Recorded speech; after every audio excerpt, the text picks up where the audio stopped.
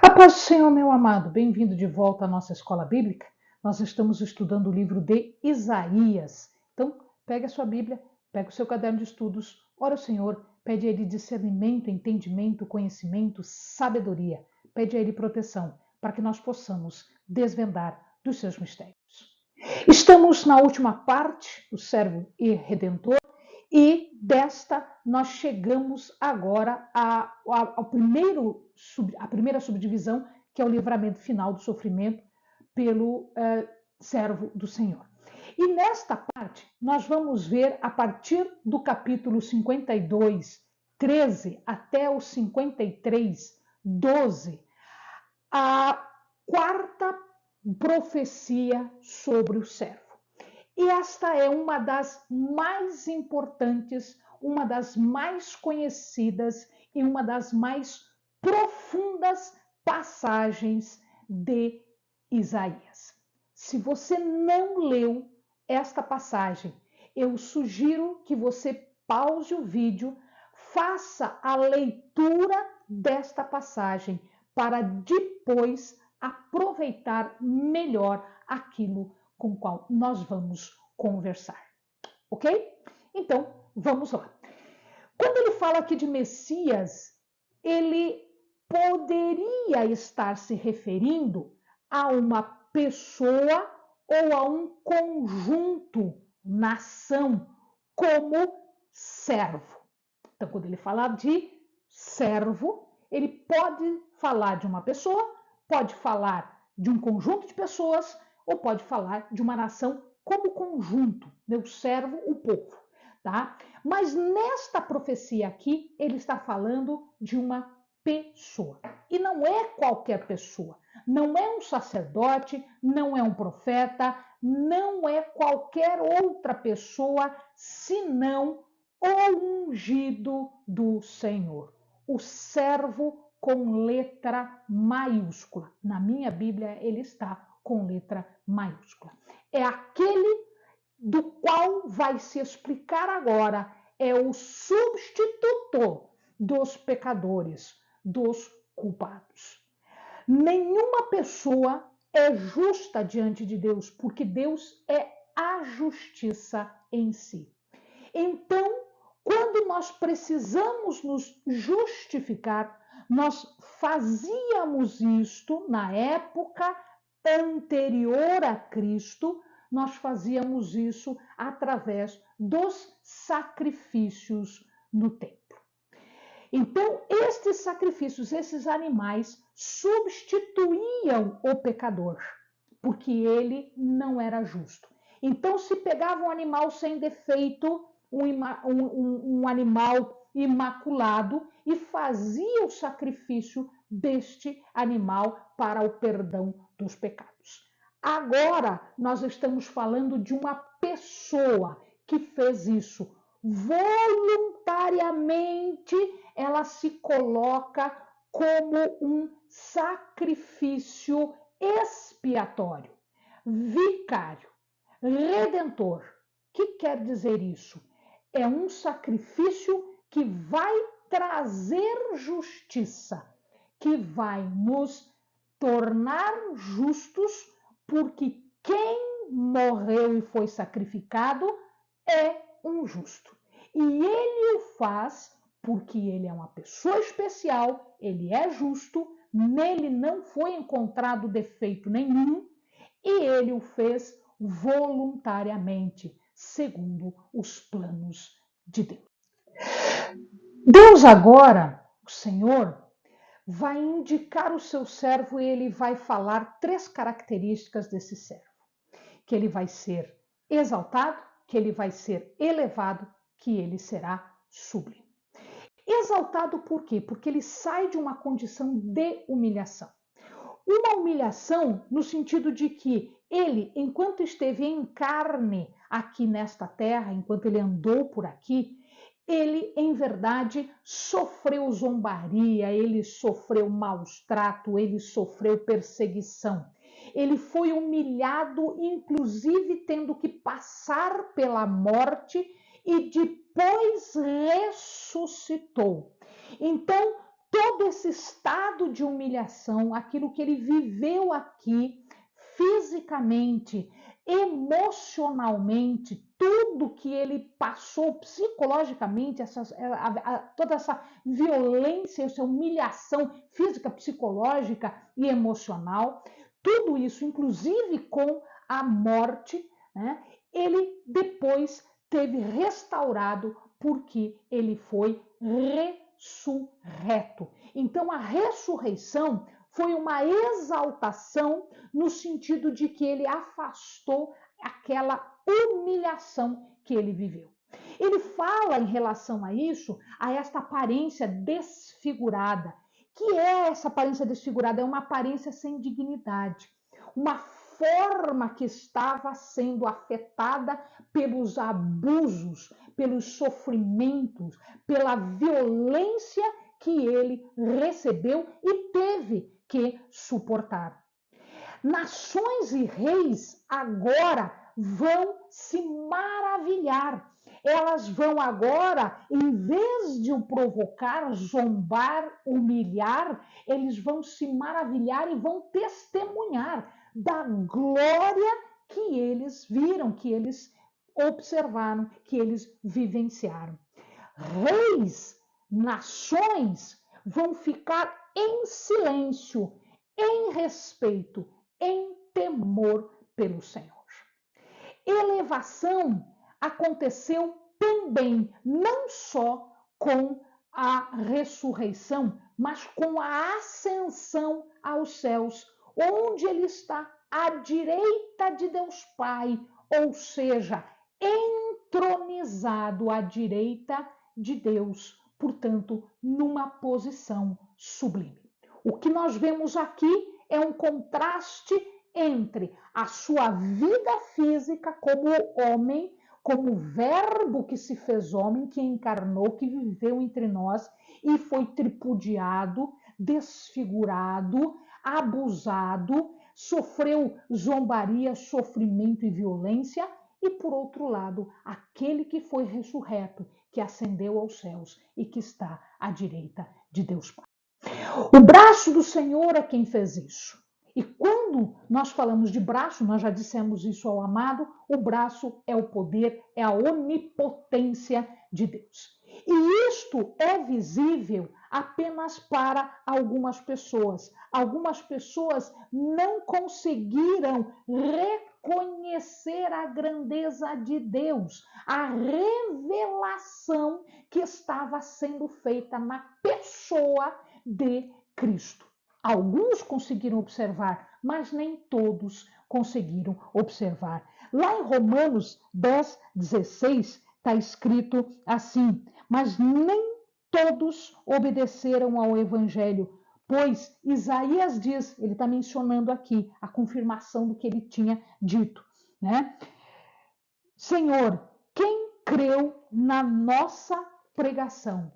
Quem creu, quem acreditou na revelação que estava sendo dada, ora pelo Senhor, pela vida dele, ora pelos evangelistas, pelos seus apóstolos.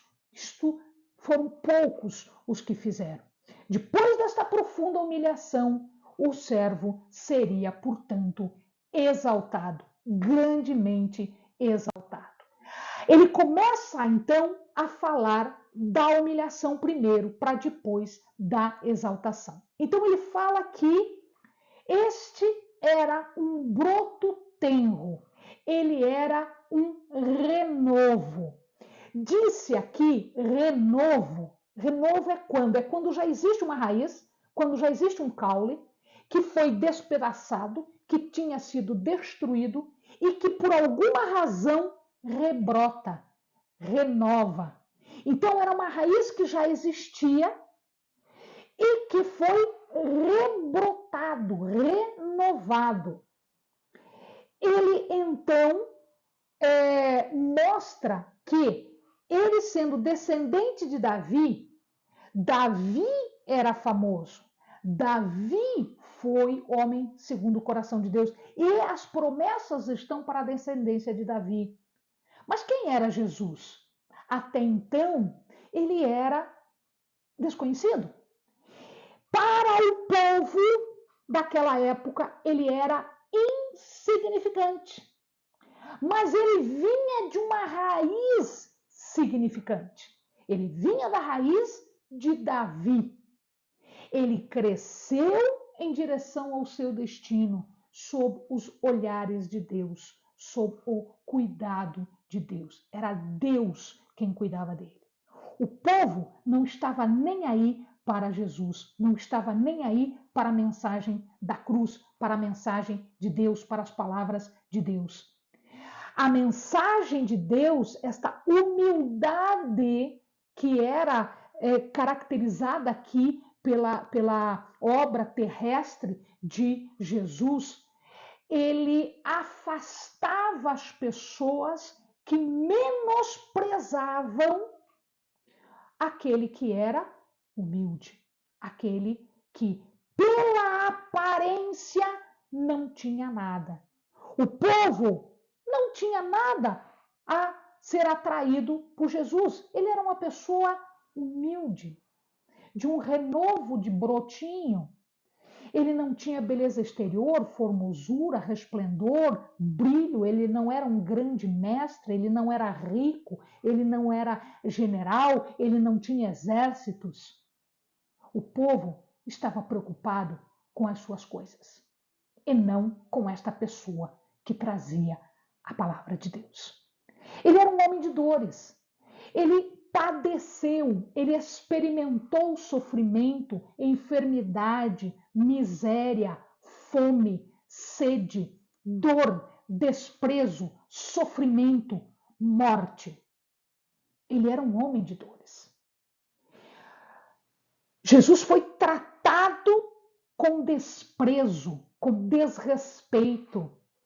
Ele foi tratado com desrespeito até no momento da sua morte, durante todo o seu ministério, inclusive durante a sua morte.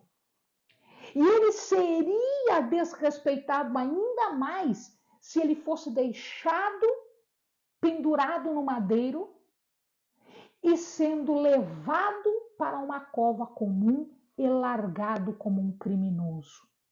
É isto que eles queriam. Eles queriam o máximo desprezo para Jesus. O profeta confessa este pecado. Ele confessa que o povo pecou em desprezar o Filho, o Salvador, o Redentor. O mistério do sofrimento de Cristo, este ministério dele era carregar as enfermidades e dores. Por que ele teve dores e enfermidades? Porque ele estava carregando as nossas dores, as nossas enfermidades, né? Diz o 4, verdadeiramente ele tomou sobre si as nossas enfermidades e as nossas dores levou sobre si. Contudo, nós o consideramos como aflito, ferido de Deus e oprimido. Mas ele foi ferido pelas nossas transgressões e moído pelas nossas iniquidades. O castigo que nos traz a paz estava sobre ele, e pelas suas pisaduras fomos sarados. Aqui, amado, a maior parte da nossa explicação vai se centrar nesses dois versículos. Tem esses dois versículos em mente, porque ele tem uma mensagem extremamente profunda para nós. Ele tomou sobre si o sofrimento, como castigo. Ele fez isso porque quis, foi voluntário. Ele substituiu a nação pecadora. É, portanto, um sacrifício voluntário, vicário, de expiação das nossas dores. Quando eu olho, por um lado, o desprezo, a humilhação dele com o que ele fez, eu vejo um contraste fantástico. Mesmo assim, quando ele estava na cruz, ele disse: Pai, não leva em conta, perdoa. Eles não sabem o que eles estão fazendo. Eles ainda não entenderam, os olhos deles ainda não estão enxergando, eles não foram iluminados com a luz do conhecimento e da sabedoria daquilo que eu estou fazendo aqui. Eles não entenderam ainda. Assim como muita gente ainda não entendeu, apesar de que agora a gente tem mais informação, toda a informação necessária. Ele diz a palavra que ele é aflito. O que quer dizer aflito? Aflito é alguém que é atingido pela mão de Deus de uma forma violenta.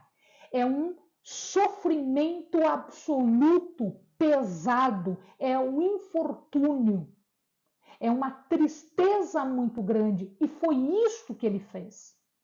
Oprimido de Deus, porque a sua humilhação, a sua dor vinha de Deus.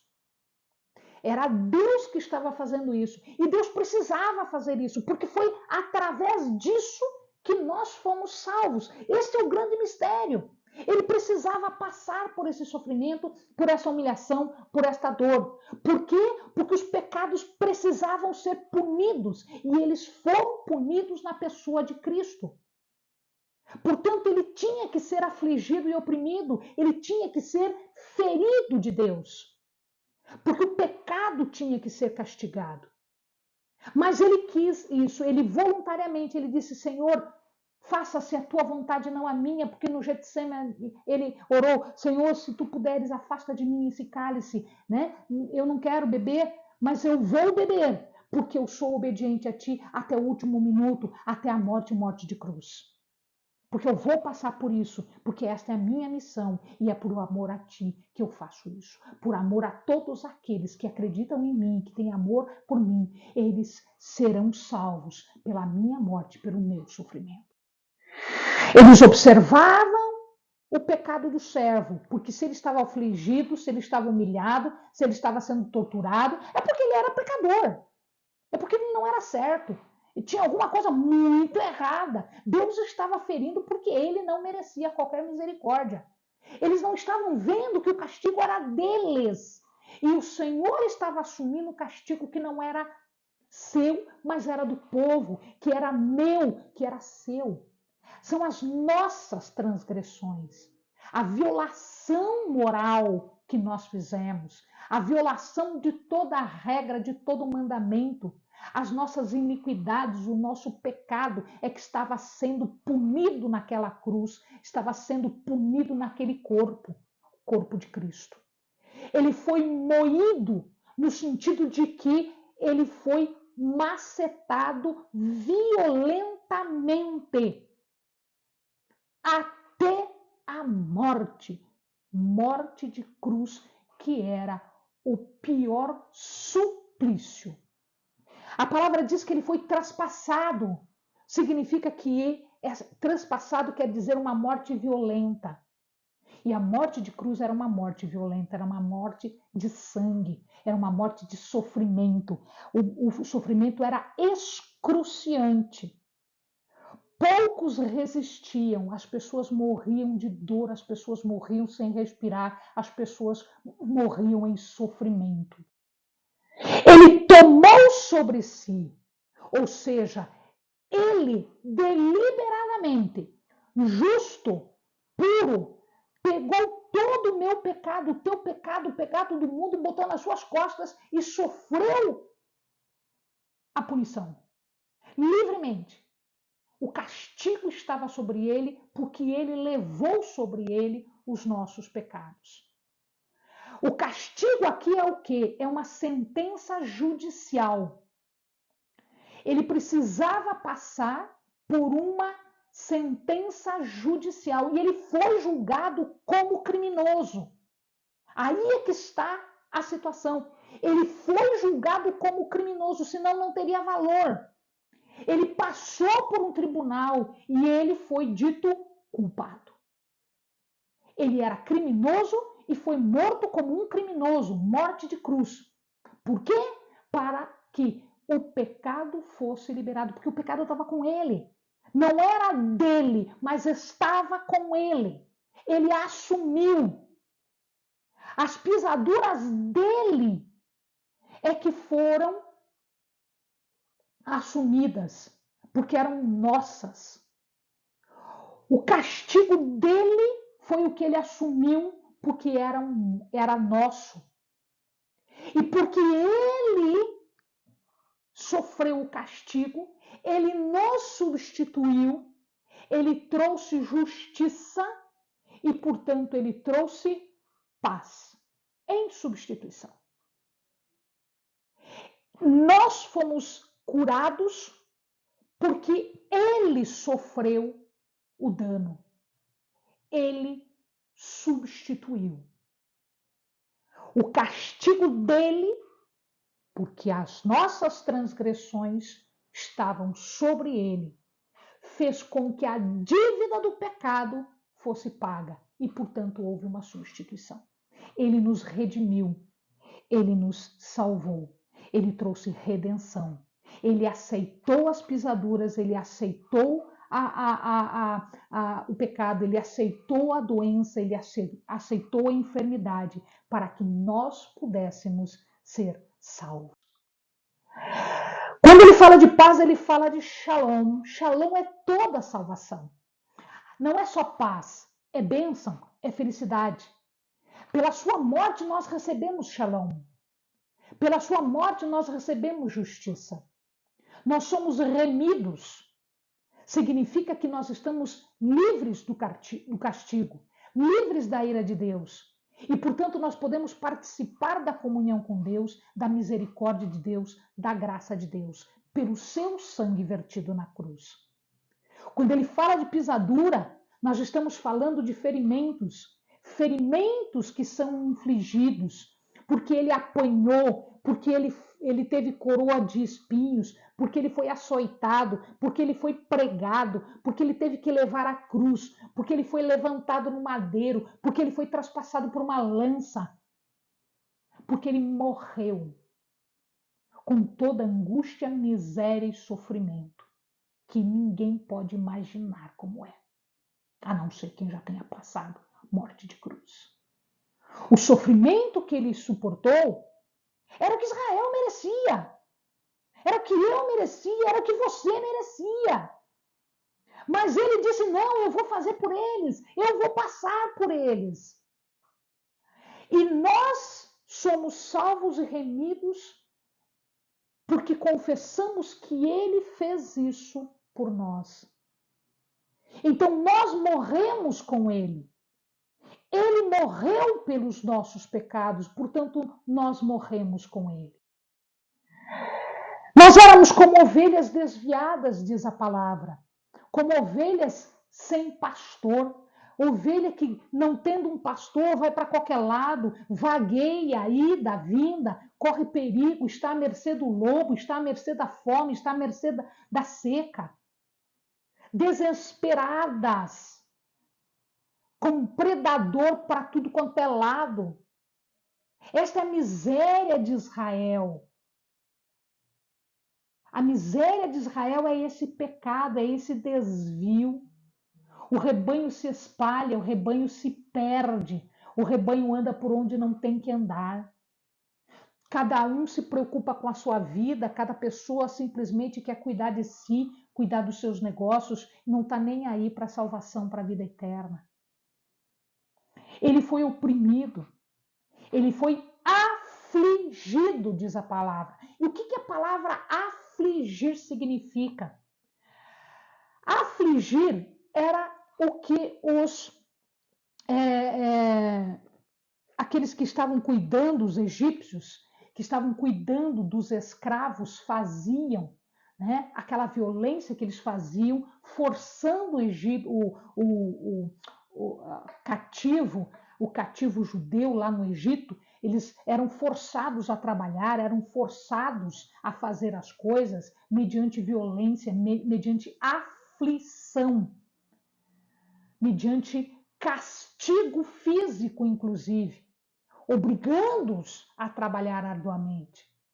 Ou o que se faz com um animal que conduz uma carroça, né? Então, aquele condutor do animal, aquele animal que puxa uma carroça, eles conduzem mediante vara, mediante punição. Então, o Senhor foi afligido, como se ele fosse um cativo, como se ele fosse um animal conduzido para o abatedouro. Ele foi afligido, no meu lugar e no teu lugar. O servo do Senhor suportou isso. Ele não abriu a boca, ele não ofereceu resistência, ele não reclamou, ele ficou em silêncio o tempo todo. Ele era um cordeiro que tinha sido levado ao matadouro. Eles falam de ovelha tosquiada. O que é ovelha tosquiada? Aquela ovelha que é frágil, dócil, quietinha, que é levada para onde o seu dono leva. Aquele cordeiro que sofre voluntariamente em silêncio. Como o cordeiro pascal lá do Êxodo, da libertação dos escravos do Egito. Lá no Êxodo, quando ele foi morto para salvar o povo do cativeiro egípcio. Aqui ele está sendo morto para salvar o povo do cativeiro do pecado como um todo. Cristo agora é tido como o Cordeiro de Deus. Veja lá, João 1:29. No dia seguinte, João viu a Jesus que vinha para ele e disse: Eis o Cordeiro de Deus, que tira o pecado do mundo. Este Cordeiro que foi morto, que foi trucidado na cruz, este trouxe salvação. O resultado deste sofrimento é que ele foi arrebatado. Ele saiu da terra, ele morreu. Ele foi separado da terra. Depois da opressão e do juízo, ele não teve um fim pacífico. Ele viveu como alguém perseguido até a morte, sentenciado como criminoso, morto como criminoso, e eles queriam enterrar como um criminoso. Era isso. Opressor quer dizer maus tratos. Os opressores do Senhor, os opressores de Cristo, foram aqueles que maltrataram Jesus pelo meu, pelo teu pecado. Quem fez isso? Os homens fizeram isso. Ele foi morto por uma sentença judicial como um condenado criminal. Ele é trazido diante de um juiz, ele foi diante do Sinédrio, ele foi diante de Pôncio Pilatos, que era o representante de Roma naquela época, que era o poder que existia ali naquela época, e ali ele foi condenado à morte.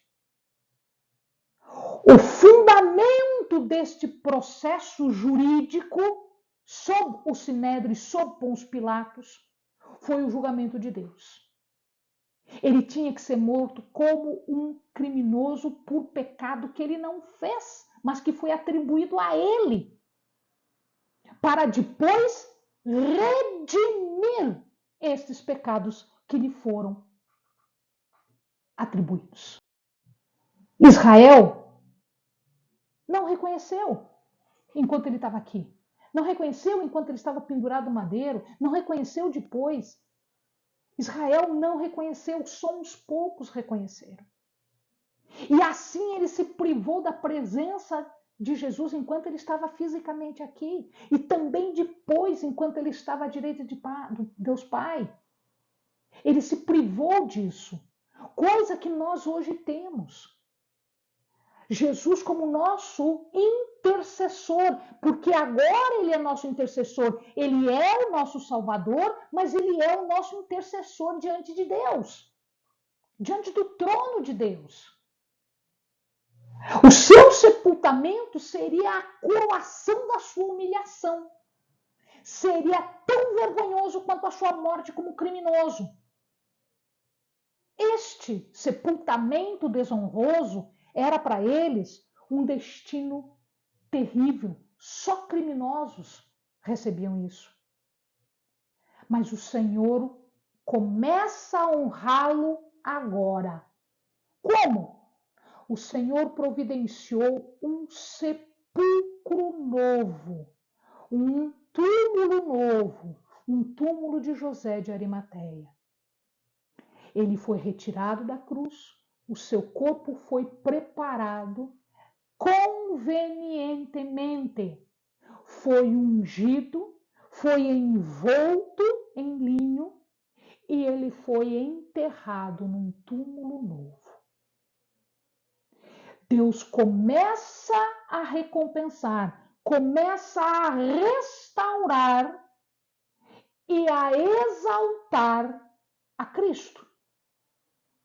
Primeiro com o seu túmulo, depois com a ressuscitação e finalmente com a ascensão e a entronização. Então eu tenho o túmulo, eu tenho a ressurreição, eu tenho a ascensão e eu tenho a entronização. Aquele que morreu como criminoso, julgado e morto como criminoso, pecador impuro, está à direita de Deus Pai hoje, para interceder por mim e por você. Ele não sofreu por causa de um pecado dele, de qualquer pecado. Agradou a Deus fazer isso. Era o plano de Deus de redenção, de sofrimento do seu único filho, do seu filho primogênito. Passar pela morte e trazer salvação. Diferente do que os animais faziam, porque isto era apenas uma sombra do que seria o Cristo ungido, o Messias do Senhor. Isto era apenas uma sombra. O propósito aqui é que a vida do servo do Senhor era uma oferta pela culpa do povo. E a prosperidade aqui são todos os descendentes espirituais, aqueles que nasceram da confiança, da fé e da confissão do seu nome. Porque do mesmo jeito que eles participaram da morte de Cristo, da morte do pecado, eles participam da ressurreição.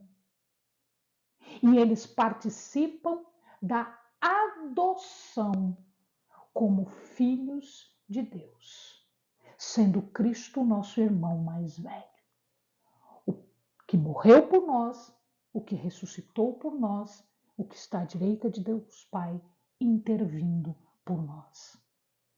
Estes, os descendentes espirituais, a posteridade de Cristo, é o verdadeiro Israel.